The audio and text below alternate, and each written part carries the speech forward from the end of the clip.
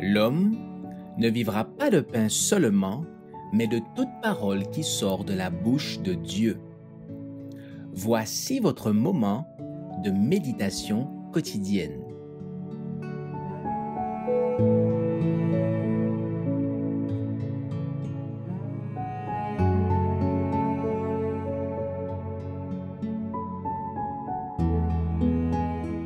Les desseins de Dieu, le 26 octobre.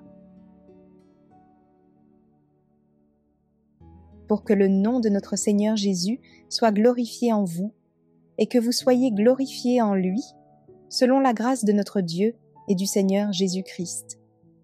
De Thessaloniciens, chapitre 1, verset 12.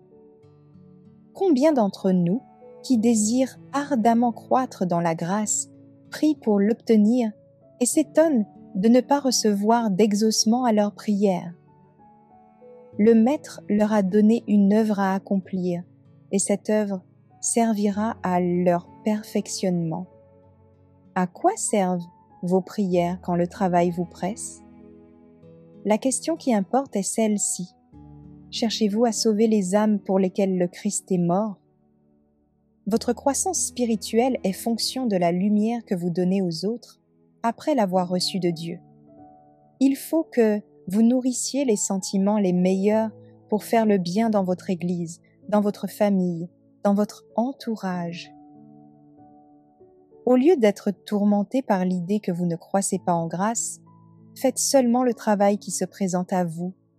Chargez-vous du fardeau des âmes et essayez par tous les moyens possibles de sauver les perdus. Entretenez-vous de l'amour de Jésus. Faites part aux autres de sa bonté, de sa miséricorde, de sa justice, et cessez de vous demander anxieusement si vous croissez en grâce ou non. Les plantes n'ont aucun effort conscient à faire pour se développer. Elles ne se soucient pas continuellement de leur croissance. Elles ne font que pousser sous le contrôle de Dieu.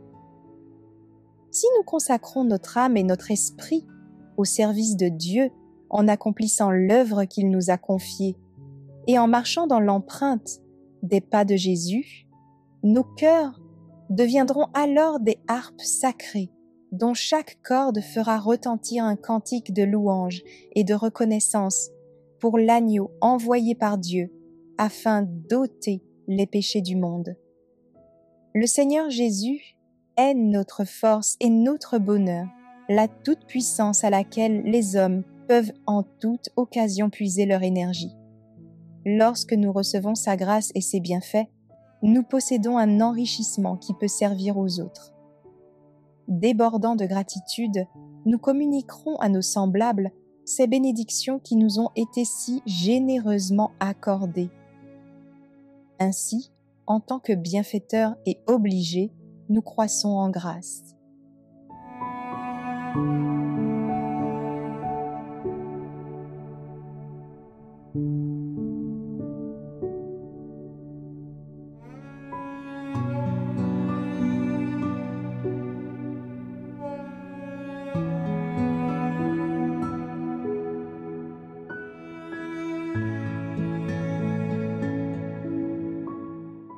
Merci d'avoir écouté cette présentation.